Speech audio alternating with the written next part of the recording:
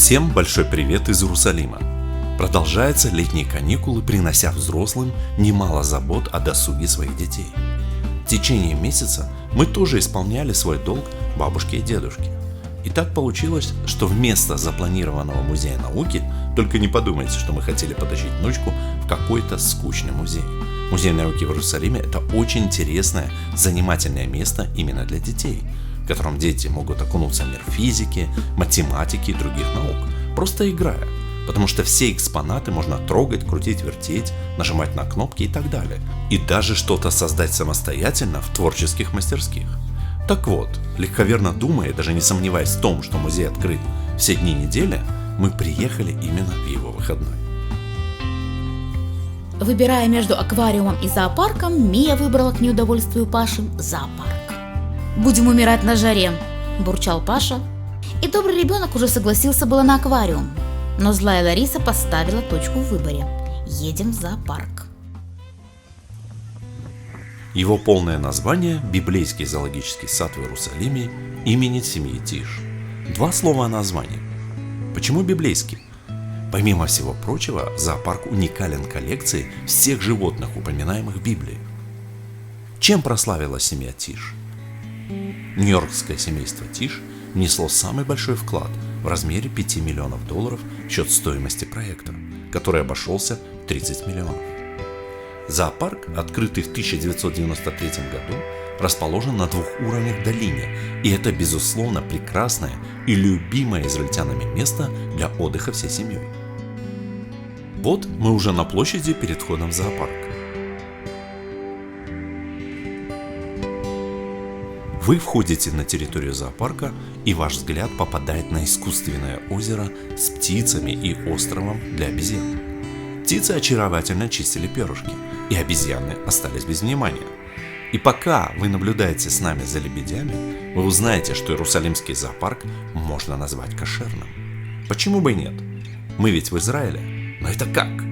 Библейские законы Торы в помощь Иерусалимскому зоопарку. Тора предписывает отделять особые дары и десятины от урожая, снятого евреем в Эрец-Исраэль, или Святой Земле, на своем поле, в саду и винограднике. Кратко и просто говоря, отделения предназначались левитам за службу Всевышнему, коэнам и бедным. Аарон Шулов, идейный вдохновитель и основатель Иерусалимского живого уголка, предшественника зоопарка, несколько десятилетий назад заключил договор с компаниями, отделяющими десятину от своей продукции. Животных условно продали некому коэну, и вот звери и птицы зоопарка по сей день питаются кошерными продуктами, которые производители поставляют сюда в качестве десятины через религиозный совет. А в неделю Песаха даже птицы не получают хлебных зерен, питаясь рисом, ведь в преддверии Песаха весь зоопарк очищается от квасного, и животные, в рационах которых присутствуют хлебопродукты, едят мацу. Вам нравится, как умываются лебеди? По тщательности мне напомнили кошек.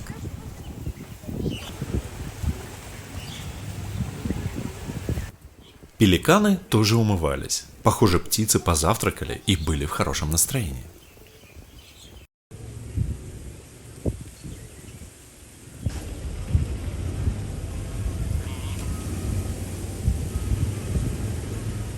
А дальше мы идем любоваться фламинго. Ведь это самое настоящее украшение природы. Фламинго Иерусалимского зоопарка, помимо других кормов, любят полакомиться рубленым мясом со свеклой. В живой природе стаи фламинго дважды в год пролетают над Израилем в период миграции и даже останавливаются на зимовку. И раз мы уже говорим о птицах, то вот вам красавец, венценосный голубь из павильона тропических птиц. Это видео уже архивное. Его мы снимали 4 года назад. Замечательная тропическая птица. Житель вот этого вольера. Она подошла со мной поздороваться. Смотрите, вот такое близкое знакомство у нас с ней состоит. Приветик, тебе нравятся мои брюки, да? Точно, они очень вкусные. Прекрасно. Привет. Привет. Вот я ее погладил, она совершенно мне доверяет. Да, птица к Паше была явно неравнодушна. Надеемся, что эти голуби и сейчас здравы, а может и обзавелись потомством. Чтобы вы не умирали от жары, как того боялся Паша, в нескольких местах зоопарка расположены распылители воды, которым рады не только дети, но и взрослые.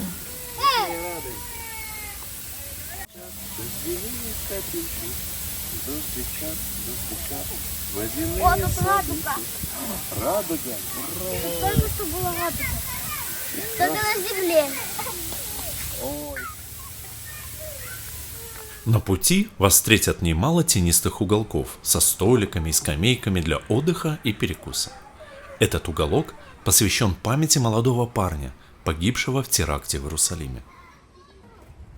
Мы заглянули в гости к кенгуру. Навестили шлемоносного казуара.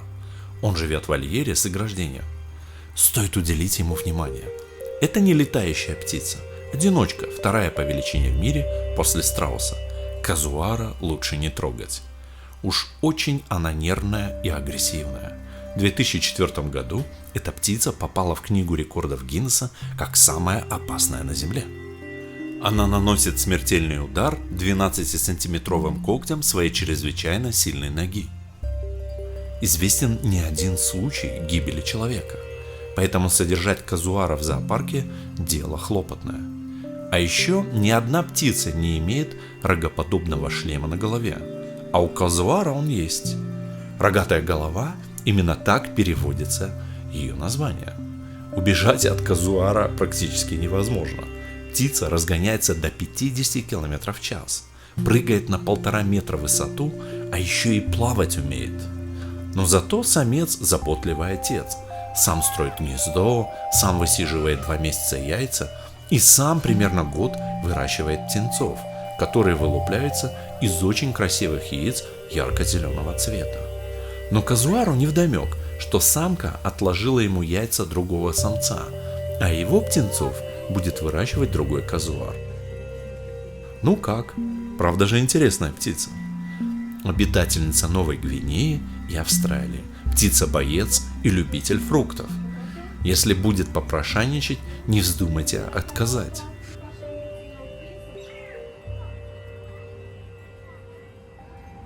От экзотической птицы перейдем в парк скульптур под названием Ноев ковчег с не менее экзотическими фантазийными животными.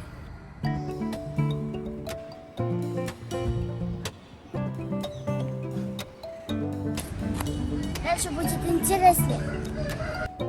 Это самая настоящая игровая площадка для детей, несмотря на то, что стоила миллионы долларов.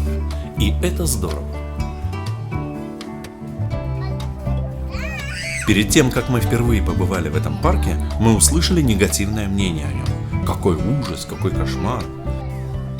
Что это? Когда мы сами оказались здесь, то наше мнение, как весело, как ярко, какой класс. Я обезьяна! Я не в той обезьяне. Нам нравится все. И разноцветная краска, и обтекаемые округлые формы, и декор из мозаики и камешков, и блики кусочков зеркал, и мелкая керамика.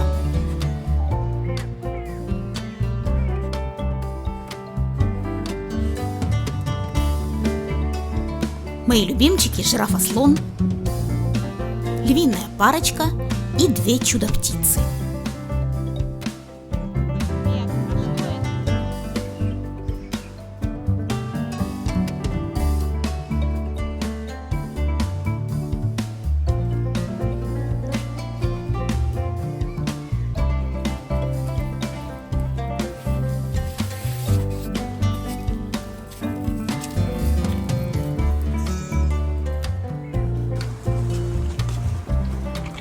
Лиса.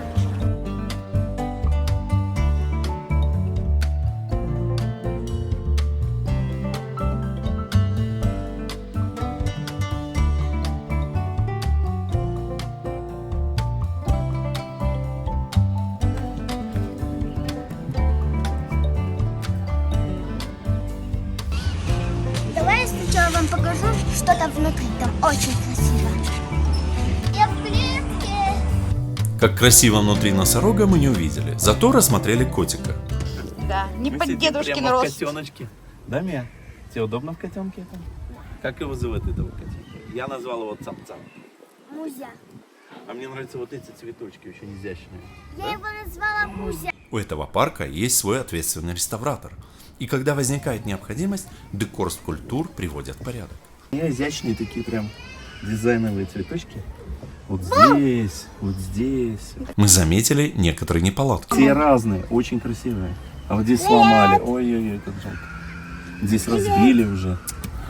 Привет. Ой, привет, тут котеночек. Привет. Ой, старый, надо выйти. А может туда?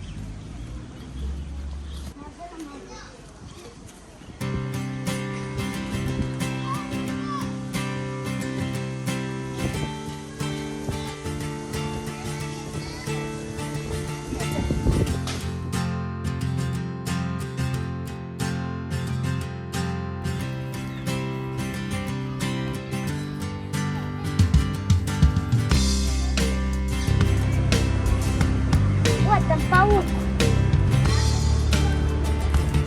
Привет, это скорпион.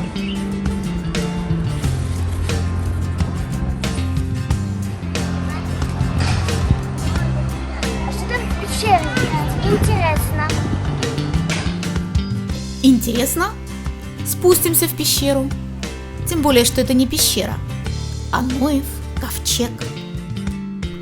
Сад состоит из затонувшего каменного сооружения Ноева ковчега, спроектированного Мария Боте, и 21 скульптуры от 1 до 3 метров в высоту. Сад скульптур – это совместный творческий проект швейцарского архитектора Мария Боте и франко-американской художницы-скульптора Ники де Сен-Фаль. Открытие парка приурочили к празднованию 90-летия Тедди Коллека, прославленного мэра Иерусалима. Он был активным сторонником создания нового Иерусалимского зоопарка, и именно по его заказу в 1972 году появилась в Иерусалиме первая известная всем иерусалимцам громадная скульптура Ники де Сен-Фаль «Голем» – горка для детей, прозванная в народе монстром. Идея создания парка зверей родилась тогда же, ведь дети с радостью приняли и полюбили страшного монстра. В 2001 году сад Ноев ковчег в Иерусалиме был открыт.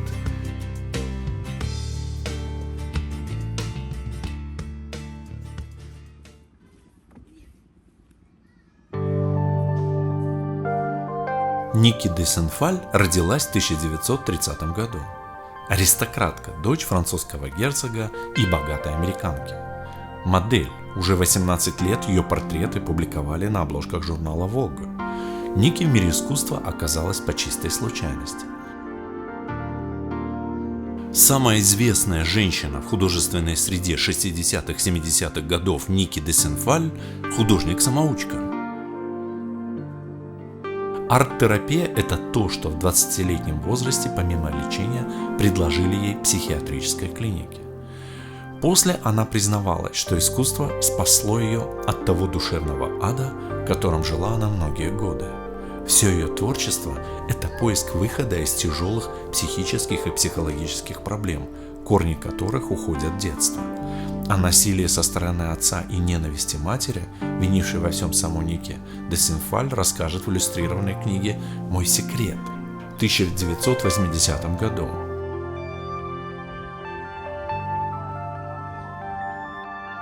В ее многочисленных работах счастье соседствует с ужасом, мечты с кошмарами, насилие с нежностью. Она шла против течения, ломала стереотипы, отстаивала право быть собой, чтобы превратиться из девушки с обложки французского Vogue в самобытную художницу, скульптора и режиссера. У нас нет цели погружать вас в биографию и творчество этой незаурядной женщины. На этом остановимся. Нужно только сказать, что через год после открытия парка и ее скульптур в Иерусалиме Ники де Сен-Фаль ушла из жизни. Мне повезло, что судьба подарила мне искусство. В силу своей психической конституции я могла бы стать террористом. Но вместо этого я использовала оружие во имя высших целей. Почему оружие? Потому что на ранних стадиях своего творчества она раскрашивала свои знаменитые картины «Мишени», стреляя из ружья по мешочкам с краской и давая выход поселившемуся в ней ужасу. Какой хороший рецепт от терроризма. Созидай себе, не разрушай, и будет тебе счастье. Жаль, что помогает только в исключительных случаях. Рядом с садом скульптур еще одна детская площадка, ведь дети – главные посетители зоопарка. Здесь все должно создавать хорошее настроение. Там есть мое любимое животное финик. Финик? Да. А что это за Ну, финик. Пойдем покажу, она слишком милая. Финик? Какой финик? Да еще такой милый. Фиником оказался очаровательный симпатяга-броненосец. Мы показались ему, видимо, не такими милыми, каким он показался Мии, и позировать нам он не захотел. Детский уголок рассчитан для контакта детей с животными. Их можно и потрогать, и покормить специальным кормом, и побегать. В таком уголке обязательно присутствует представитель зоопарка. Излишне эмоциональные дети, сами того не желая, могут и навредить животному. Немало подростков от 13 лет принимает участие в волонтерской деятельности, помогая сотрудникам зоопарка.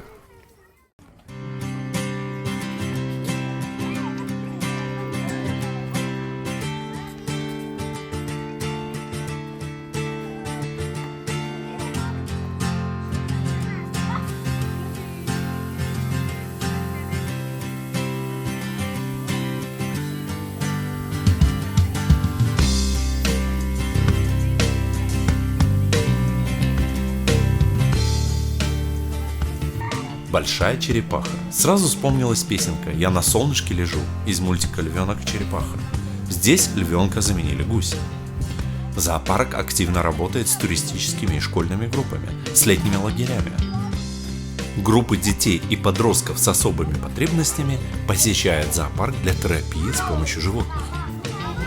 По зоопарку разбросаны места для отдыха и перекуса. По ходу движения можно купить мороженое и всякие вкусности.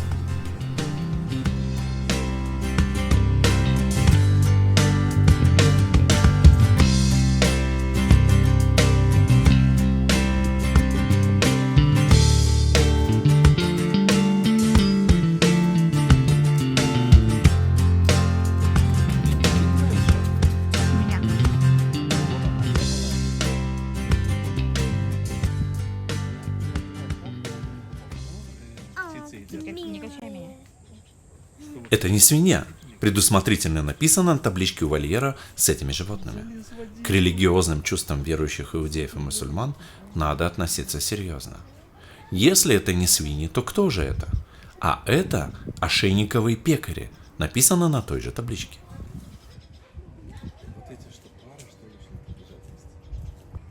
Вольер с тапирами. Животные обитают в открытых пространствах, которые отделены от посетителей. Вольеры на открытом воздухе также снабжены закрытыми убежищами на случай плохой погоды. Животных от посетителей отделяют рвы, канавы, мосты. Большинство вольеров расположено на нижнем уровне.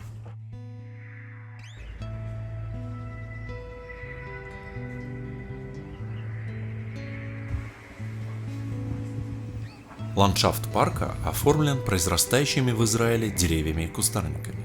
Это оливы, фисташковые инжирные деревья, деревья Иоанна Крестителя, ну и другие. Если вы любознательны и не проходите мимо указательных табличек, то помимо информации о птице или животном, вы познакомитесь и с библейскими стихами, в которых они упомянуты.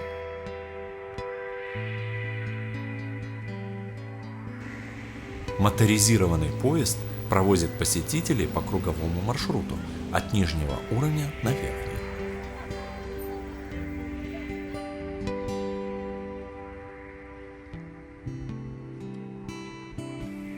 Тенистыми аллеями, вовсе не жарясь на солнце, мы добрались к месту проживания крокодилов. История жизни одного из них под именем Кларенс очень необычна. Англичанин, доктор и летчик Реджинальд Моррис, человек с удивительной и насыщенной биографией, получил крокодильчика в подарок от главы бедуинского племени.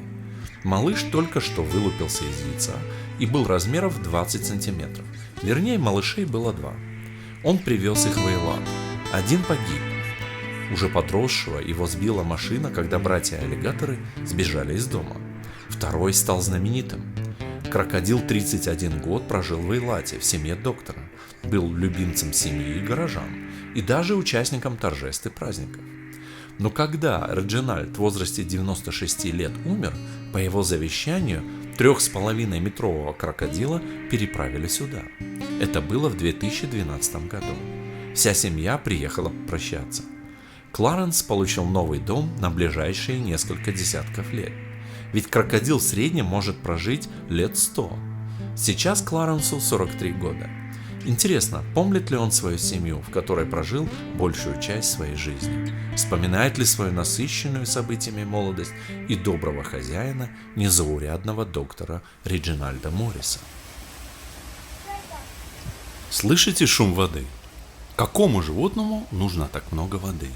Здесь разводят выдр. В настоящее время израильская выдра находится под угрозой исчезновения, хотя она еще обитает в районах реки Иордан.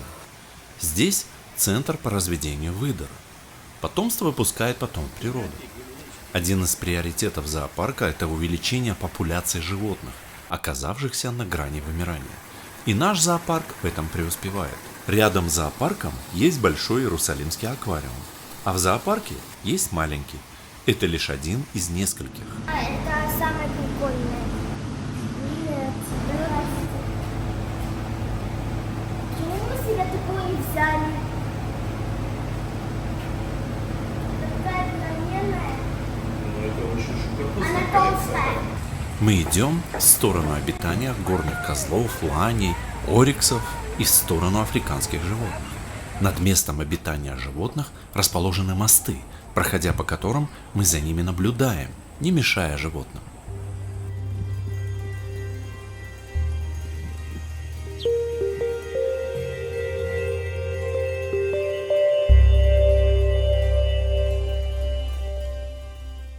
Нубийский козел.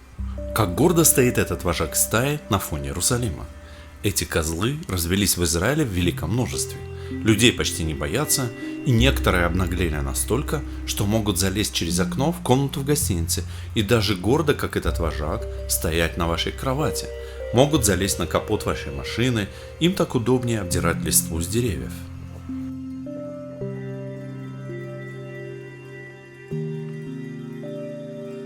Посмотрите на это красивое семейство. Это иранская или персидская лань. Дети их называют бамби. Этот вид считался практически вымершим, но в 1950 году небольшое стадо обнаружили в Иране. Несколько самцов приобрел зоопарк Германии. Израильтяне тоже мечтали об этом библейском животном, которое в изобилии встречалось на Святой Земле менее 200 лет назад. До исламской революции в Иране Израиль и Иран прекрасно сотрудничали во многих направлениях. Иранский шах пообещал уже было Израилю 2 пары ланей. Но тут нагрянула революция. Шах спешно бежал из Ирана, так и не выполнив обещания. Иран объявил Израиль своим злейшим врагом. Враги мы и поныне. Но желание вернуть на земли Израиля этих ланей, неоднократно упоминаемых в Библии, было огромно. В 1978 году в ходе дерзкой операции Моссада, Моссад поистине вездесущий, 4 беременные лани буквально последним израильским авиарейсом были доставлены в Израиль. В бурлящем котле иранской революции каким-то божественным провидением, как писали газеты, агент сумел найти животных, поймать и буквально под носом у врагов погрузить в самолет.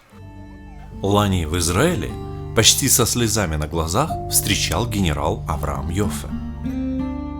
Генерал, да еще и со слезами, вот эта встреча. Бывший военный Авраам стал главой общества охраны природы.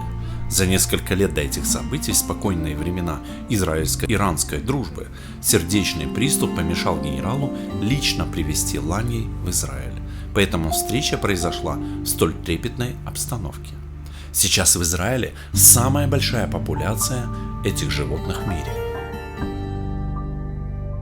Популяция белых или аравийских ориксов тоже была на грани исчезновения. Их ценили из-за шкуры и мяса. Туристы охотились на животных прямо из окон автомобилей. И к 1970 году практически все особи, живущие в природе, были истреблены.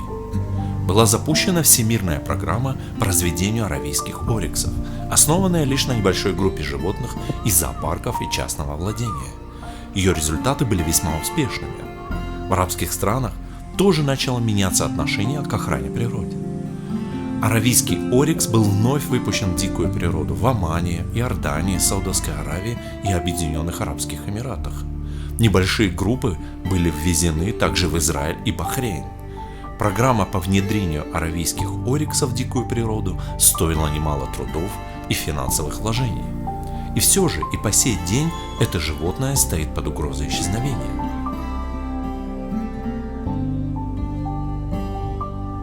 Еще одни полосатые красотки с неожиданно пушистыми хвостиками.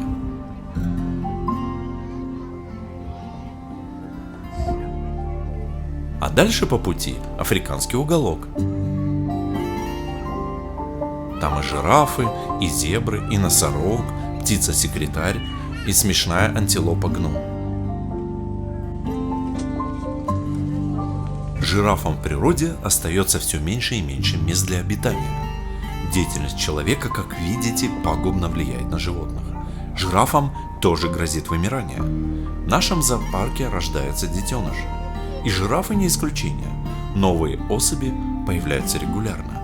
В этом году появились на свет 2 детеныша в апреле и июле у мамы Ротом и мамы Леи. Появление на свет детенышей – огромная радость для всех работников зоопарка. А нам хочется сказать огромное спасибо всем тем, кто неравнодушен к судьбе животных, тем, кто посвятил свою жизнь изучению, разведению, уходу, лечению, всем тем, кто ежедневно беспокоится о братьях наших меньших. Огромное спасибо и низкий поклон. Нижнюю часть зоопарка мы прошли. Конечная точка – кафе в Ноевом Ковчеге. И опять мороженое. Заслужили. Будьте все здоровы и благополучны. И до новых встреч.